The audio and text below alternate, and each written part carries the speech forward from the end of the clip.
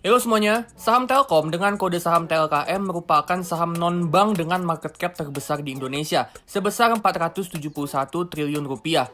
Nah, di video ini kita akan ngebahas ya saham Telkom. Kita juga akan lihat gimana masa depannya saham Telkom dan apakah saham Telkom ini masih bagus buat invest kalau kita beli di harga yang sekarang. Sebelum kita mulai, subscribe dan tekan lonceng notifikasi supaya kalian dapat update terbaru dari channel Todopedia dan supaya bisa bantu channel ini untuk terus tumbuh. Oke yuk, langsung aja kita mulai.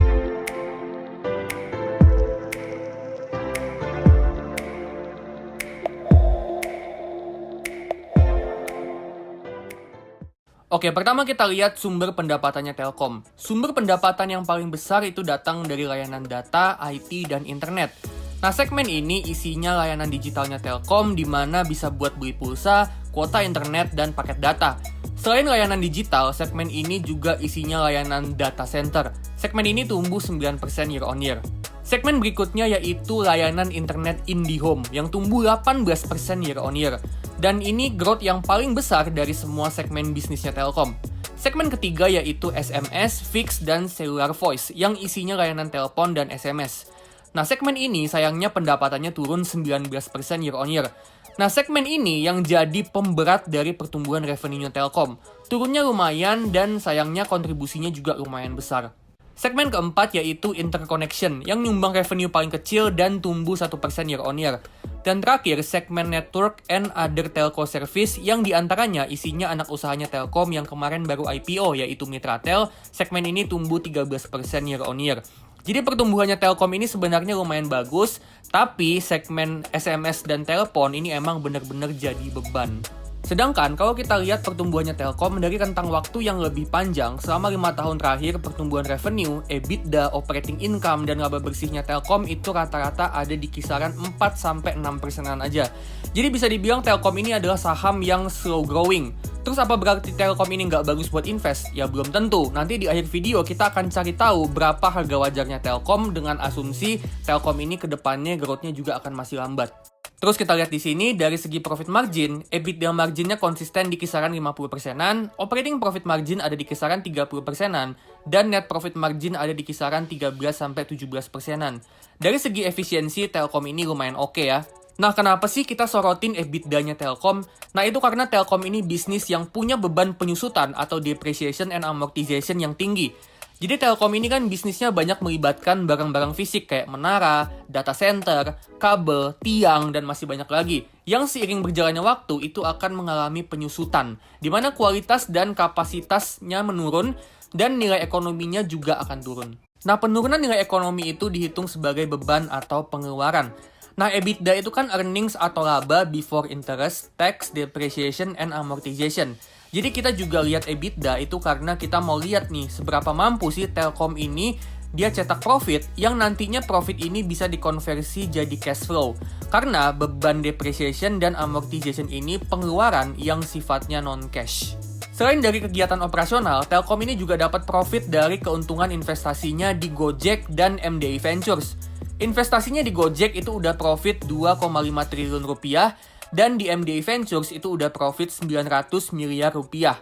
Buat yang nggak tahu apa itu MDI Ventures, jadi itu perusahaan venture capital anak usahanya Telkom yang investasi di berbagai startup digital kayak Kredivo, MPL, Si Cepat, Nium, dan masih banyak lagi. Nah, profit ini dihitung dari selisih antara valuasi investasinya sekarang dengan nilai wajarnya. Dari segi profitabilitas, Telkom ini punya return on equity yang cukup stabil di kisaran 20% dan return on invested capital yang masih terjaga di atas 10%. Ini nggak terlalu tinggi banget sih, tapi masih tergolong bagus. Artinya Telkom ini bisa manfaatin modal dan utangnya dengan cukup bagus untuk bisa cetak profit. Cuma return on invested capitalnya ini memang dalam tren turun ya, karena memang utangnya Telkom ini naiknya lumayan signifikan dalam beberapa tahun terakhir. Dari segi kemampuan bayar utang, debt to equity ratio-nya Telkom ini masih cukup bagus ya. Masih terjaga maksimal di 65%. Artinya modal bersihnya masih cukup untuk bayar utang berbunganya. Tapi kayak yang tadi gue bilang ya, utangnya naiknya cukup signifikan dalam beberapa tahun terakhir. Jadi kita perlu hati-hati sama utangnya Telkom.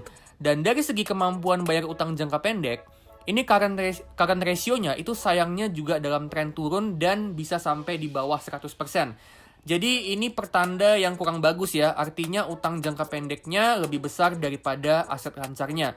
Jadi secara keseluruhan, Telkom ini kemampuan bayar utangnya itu sayangnya dalam tren yang menurun. Terus dari segi cash flow, Telkom ini bisa cetak cash flow from operations dan free cash flow yang jumlahnya jumbo ya, dan juga dengan growth yang cukup bagus. Dan ini free cash flow-nya sama cash flow from operations itu lebih besar daripada laba bersihnya. Dan itu kayak yang tadi gue jelasin ya, itu karena beban depreciation and amortization alias beban penyusutan. Jadi karena beban depreciation dan amortization ini pengeluaran yang bentuknya bukan cash, jadi dia itu ngurangin laba, tapi nggak ngurangin uang cash yang masuk ke dompetnya Telkom. Terus gimana nih dengan masa depannya Telkom? Nah, jadi Telkom ini ngeluarin biaya belanja modal 30 triliun untuk investasi memperkuat jaringan dan infrastrukturnya, terutama ngembangin kapasitas dan kualitas jaringan 4G dan mulai meluncurkan jaringan 5G. Terus mereka juga ngembangin teknologi di bisnis mobile dan mereka juga ngembangin akses kabel fiber optik, terus juga mereka ngembangin menara dan data center. Jadi mereka investasi untuk ngembangin hampir semua lini bisnisnya supaya bisa kasih layanan yang terbaik untuk pelanggan, terutama dari segi kecepatan koneksi. Terus kita juga perlu mention IndiHome yang tadi kita udah lihat ya growth-nya itu lumayan. Kalau Telkom ini terus memperkuat kapasitas jaringannya, layanan IndiHome pun koneksinya bisa makin cepat dan lebih stabil. Dan dari situ, dengan kualitas koneksi yang makin bagus, mereka bisa naikin harga langganan per bulannya yang mana itu bisa nambah revenue. Terus anak usahanya Telkom yaitu Mitratel yang bergerak di bidang menara, ini juga masih punya potensi growth karena dana segar yang mereka dapat pas IPO kemarin bisa dipakai untuk ekspansi. Dan emang pertumbuhannya Mitratel ini sebelum IPO itu juga udah terbilang cukup bagus. Jadi masih ada potensi juga Telkom ini dari Mitratel. Terakhir, Telkom juga masih punya potensi dari portofolio investasi mereka di Gojek dan MDI Ventures yang masih punya potensi untuk tumbuh. Tapi emang untuk beberapa tahun ke depan karena kontribusinya masih sekitar 10% dari laba, ini ke depannya seenggaknya untuk beberapa tahun ke depan itu efeknya belum akan signifikan. Secara overall, Telkom ini bisnis yang bagus dan masa depannya cerah, punya profitabilitas yang bagus, dan mereka juga masih punya potensi dari investasinya di Gojek dan MDI Ventures. Tapi memang karena ukurannya yang udah besar banget, growth ke depannya mungkin nggak akan tinggi. Apalagi Telkom ini punya beban depreciation and amortization yang besar, dan utangnya juga makin lama makin banyak. Sekarang kita akan hitung berapa sih harga yang wajar untuk beli saham TLKM kalau mau investasi jangka panjang. Seperti biasa kita akan pakai DDM ya, dimana kita akan proyeksi EPS-nya Telkom sampai 10 tahun ke depan dengan tingkat growth tertentu. Terus kita juga akan hitung perkiraan harga saham Telkom di tahun 2031. Terus kita juga akan hitung berapa sih dividen-dividen yang kita bisa dapat dari 2021 sampai 2031. Dan dari situ semua dividen dan harga saham Telkom di tahun 2031 itu akan kita tarik ke masa sekarang dengan return yang kita mau. Dan dari situ kita bisa dapat harga wajarnya. Gue nggak akan bahas mendalam ya step by step untuk valuasi discounted dividend model karena ini udah sering gue jelasin di video-video sebelumnya. Jadi kalau kalian mau lihat step by stepnya, kalian bisa tonton salah satu dari 2 video ini. Oke, pertama kita akan buat asumsi growth EPS-nya Telkom untuk 10 tahun ke depan. Untuk skenario yang pertama, skenario base case, kita akan pakai asumsi growth 9% per tahun. Jadi ini skenario yang paling optimis. Skenario kedua, skenario average case, itu growth-nya 6% per tahun. Dan skenario terakhir, skenario worst case, kita akan pakai asumsi growth EPS 3% per tahun dengan anggapan investasi mereka memperkuat jaringan ini nggak jalan sama sekali. Kenapa asumsi paling optimis itu cuma 9% gitu ya? Nah, jadi itu tuh dengan anggapan kalau Telkom ini ukurannya udah besar banget, jadi udah agak susah untuk tumbuh. Terus untuk asumsi dividen payout ratio untuk 10 tahun ke depan kita akan pakai 80% karena itu memang rata-rata dividen payoutnya Telkom selama beberapa tahun terakhir. Price to earning di tahun 2031 kita pakai 13 kali aja karena Telkom ini termasuk slow growing company. Jadi PE yang kita pakai pun asumsinya nggak mau yang terlalu gede-gede banget. Dan untuk return on investment kita pakai 13% karena kita mau return dari Telkom ini bisa ngalahin return dari indeks IHSG. Nah, untuk skenario best case dengan EPS growth 9% per tahun untuk 10 tahun ke depan, price to earning di tahun 2031 itu di 13 kali, dan return on investment itu 13%, Di sini kita dapat harga wajarnya Telkom untuk skenario best case ada di 4.115. Terus untuk average case dengan growth EPS 6% per tahun untuk 10 tahun ke depan itu harga wajarnya ada di 3.345. Dan untuk skenario worst case di mana asumsi growth-nya itu cuma 3% per tahun, harga wajarnya ada di 2.731. Jadi di harga sekarang ya, pas video ini dibuat, harga saham Telkom itu di 4.760. Ini saham Telkom itu udah lebih mahal dibandingkan harga wajarnya, bahkan untuk skenario best case, yang mana ini skenario yang paling optimis.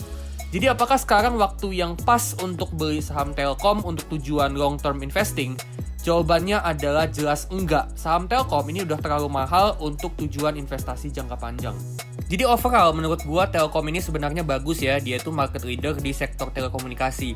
Tapi memang growth-nya itu lambat dan harganya juga udah kemahalan. Nah gimana nih menurut kalian tentang saham Telkom? Kalau kalian punya opini lain tentang saham Telkom, boleh banget kalian share opini kalian di kolom komentar. Oke, sekian pembahasan saham Telkom ya. Kalau kalian suka, like, comment, and subscribe channel ini. Dan jangan lupa tekan lonceng supaya kalian dapat update terbaru dari channel Todopedia. Disclaimer ya, ini cuma analisa dan bukan perintah untuk jual beli saham. Jadi keputusan balik lagi ke tangan kalian masing-masing dan kerugian juga ditanggung masing-masing.